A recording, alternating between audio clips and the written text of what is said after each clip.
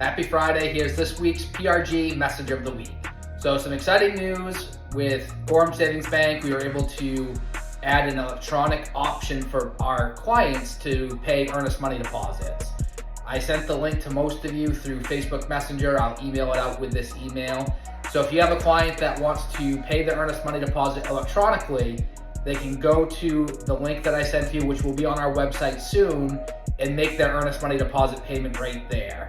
There is a $10 fee to use that, but I think it's a great option for any client who might be out of state or don't have a check on them or whatnot. According to Mortgage News Daily, a 30-year fixed conventional loan is at 6.92% right now. FHA is at 6.5, VA 6.51. Now, top tip for this week.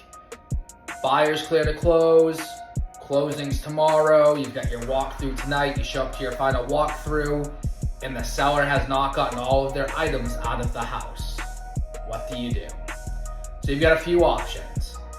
And with that said, it's not for us to decide what happens. It's up to our client to decide what happens. But the options are, you can ask the seller, hey, what's your plan to get this stuff out of the house before tomorrow's closing? If they don't really have a plan or they're promising to get it done, you definitely want to set up another showing the next day to make sure everything is out, but also start making a plan from there. Do you need to get an extension? So you should talk to the listing agent, maybe you need to extend closing. Is your buyer willing to give the seller some time after closing to get their stuff out?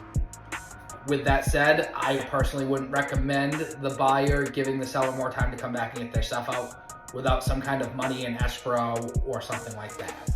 Another option is talk to the seller, negotiate. Maybe the seller takes $5,000 off the price, or they pay some of the buyer's closing costs to offset the cost of having someone like the dump guy come out and get the items.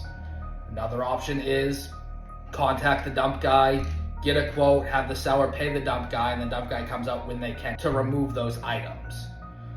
The biggest thing and the most important thing in the situation as the agent is not to freak out, not to put your own emotion into it, but advise your client, hey, this stuff is supposed to be gone. This is what I recommend. How would you like to proceed?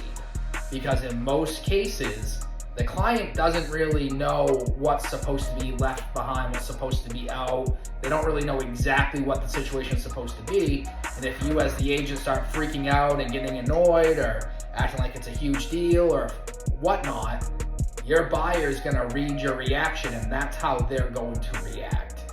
So in that situation, level mind, think it through, come up with a solution, and at the end of the day, make sure you're doing what your buyer wants you to do.